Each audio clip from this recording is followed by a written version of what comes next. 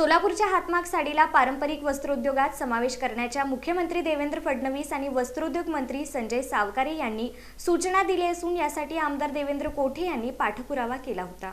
सोलापूरच्या हातमाग साडीचा पारंपरिक वस्त्रोद्योगात समावेश करण्याच्या सूचना मुख्यमंत्री देवेंद्र फडणवीस आणि राज्याचे वस्त्रोद्योग मंत्री संजय सावकारे यांनी प्रशासनाला दिल्या आहेत।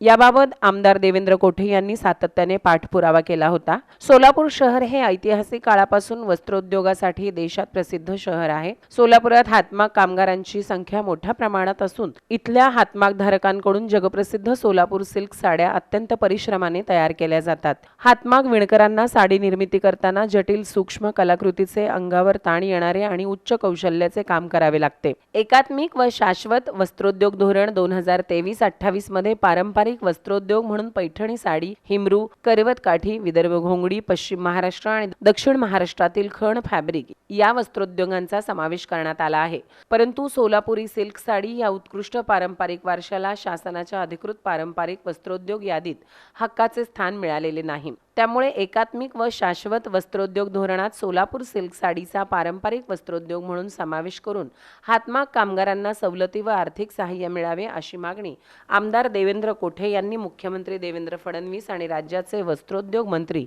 संजय सावकारे यांच्याकडे 30 जुलै रोजी पावसाळी अधिवेशनादरम्यान केली होती।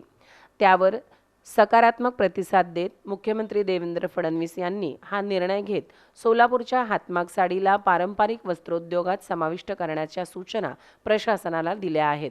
याबाबत आपले मत व्यक्त करताना शहर मध्यचे आमदार देवेंद्र कोठे यांनी देशाचे पंतप्रधान नरेंद्र मोदी यांनी भारताला दिलेल्या विकसित भारत 2047 या स्वप्नाच्या पूर्ततेसाठी महाराष्ट्राचे लोकप्रिय मुख्यमंत्री देवेंद्र फडणवीस यांनी विकसित महाराष्ट्र 2047 हे लक्ष्य डोळ्यासमोर ठेवून वाटचाल सुरू ठेवली आहे। याचाच एक भाग म्हणून सोलापूरच्या हातमाग साडीला पारंपरिक वस्त्रोद्योगात समाविष्ट करण्याचा निर्णय मुख्यमंत्री देवेंद्र फडणवीस यांनी घेतला आहे। या निर्णयामुळे विकसित महाराष्ट्रात सोलापूरचे योगदान अधिक बळकटपणे आणि ठळकपणे देणे शक्य होणार आहे, असे मत व्यक्त केले आहे।